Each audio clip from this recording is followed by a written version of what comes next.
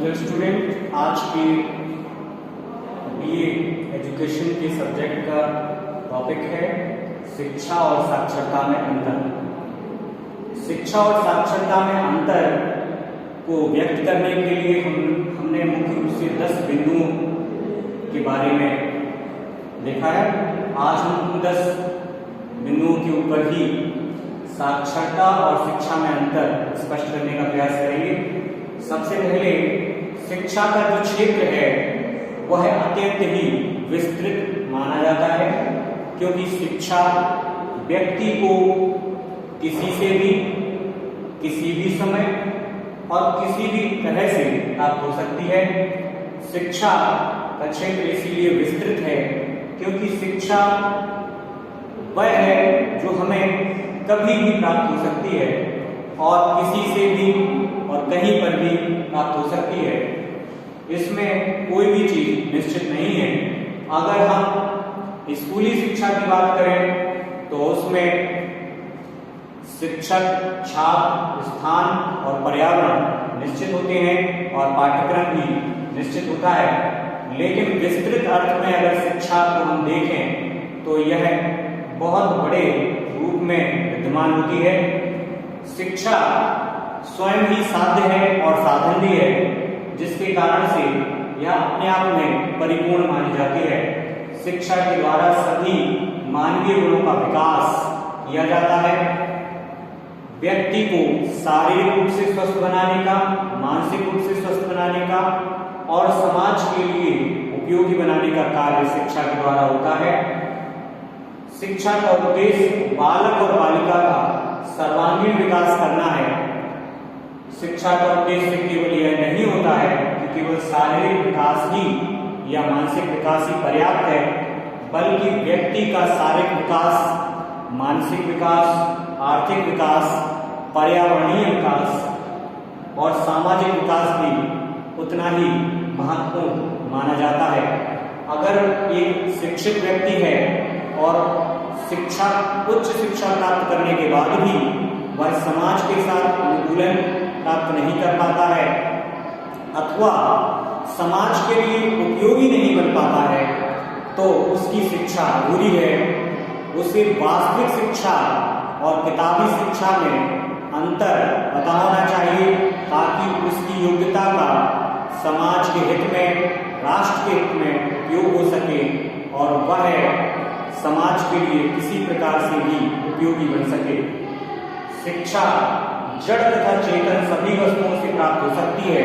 मैंने पहले ही कहा कि शिक्षा हमें कभी भी, कहीं भी और किसी भी तरह से प्राप्त हो सकती है।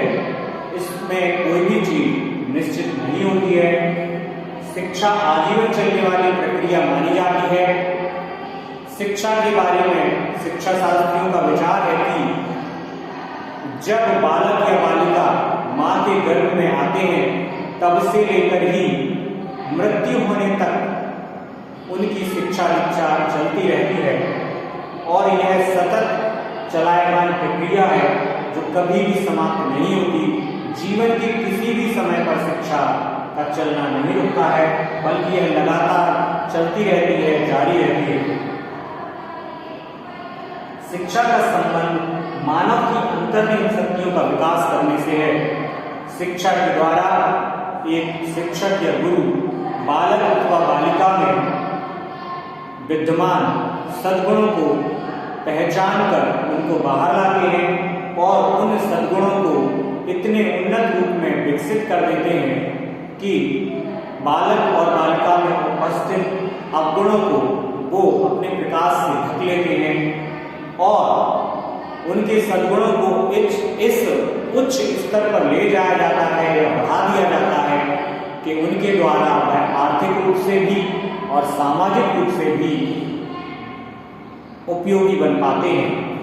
ऐसी शिक्षा किसी काम की नहीं मानी जाती है जिससे व्यक्ति स्वयं का खर्च न चला सके, अर्थात जीविकोपार्जन न कर सके।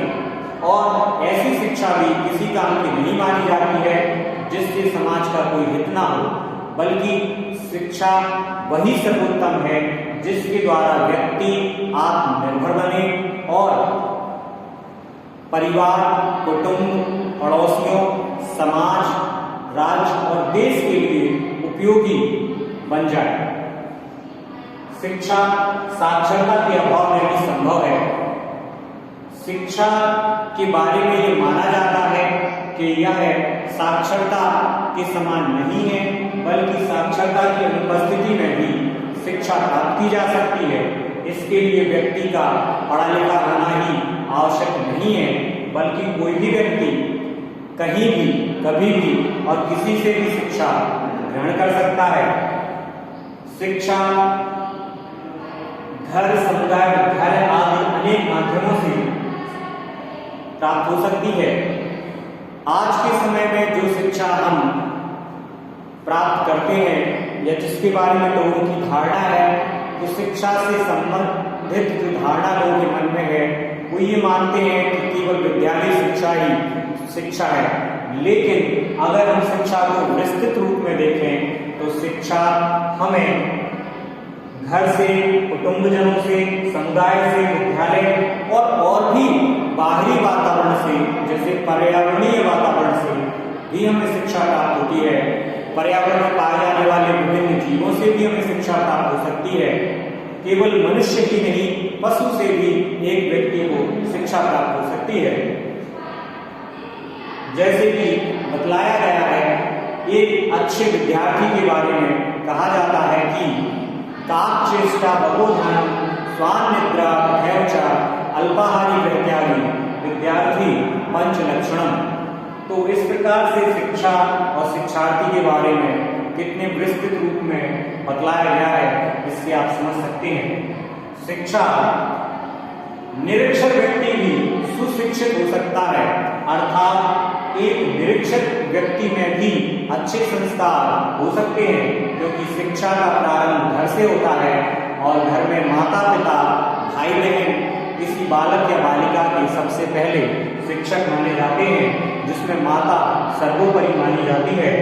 अर्थात प्रथम गुरु का जो पद है वह माता को दिया गया है, उसके बाद पिता और उसके बाद भाई अथवा बहन शिक्षक माने जाते हैं।